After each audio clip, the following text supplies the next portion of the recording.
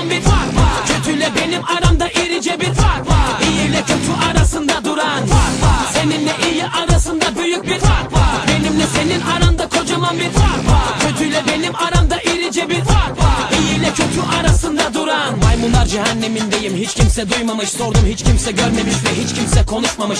Korkular dolup taşınca komşular da kanlamış. Yalancı şahitler çoğalmış, ordular da saf almış. Sanki herkes en altında, pozisyon sert penaltı. Yer altından çıktım ben çoktan, fareydim çok yol aldım. Korktum bazen ben de, herkes gibi umudum kalmadı. Fakat sabrımsa aramızdaki en büyük farktır. Gönlüm kavga etmek istemez, bıktım da zaten. Şerimsizlerle uğraşıp şaşırmış her laf anlatmak. Beyinsizlerle sohbetler, gereksizlere öğütler. Bakışlardan bellidir kim ne ister, niyetse nedir. Orada kimse yok mu, hadi biraz ses ver. Burada ben sıkıldım, yaklaş bana el ver. Eninde sonunda görüşeceğiz elbet. Şimdilik bende bu kadar, iyi bu mesafe.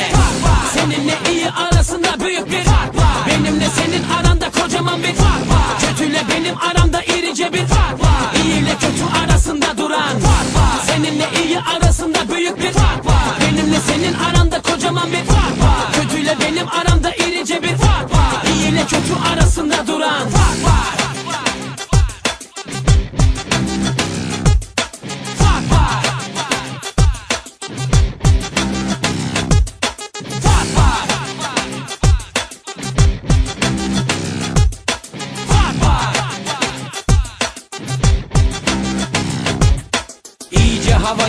Havaya gir iyice. Ben yorulmam, kondisyonum tapta diyecek. Sahnede büyülerim tam 1,5 saat. Seyirciyle birleşir bir bütün oluruz o an. Gözünü kapat ve dinle bence en azından.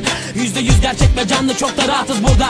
Gönlünü sen hoş tut, olacaksın hoşnut. Boşlukta dolar yavrum, biz boşuna mı koştuk? Ayrılmış birbirinden millet, hep uzak blok. Sallandıkça kendinden geçmiş sınıflar hep top. Yeni moda blok, bizde ise barış top. Yanlış söyler horoskop ve vakitsiz ötmüş horoz. Festivaller özgürlük barış demekti, ne oldu?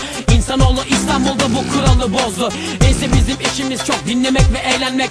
Dinletmek ve eylemek gerek, beklerler çünkü bizde seninle iyi arasında büyük bir fark var. Benimle senin aranda kocaman bir fark var. Kötüyle benim aramda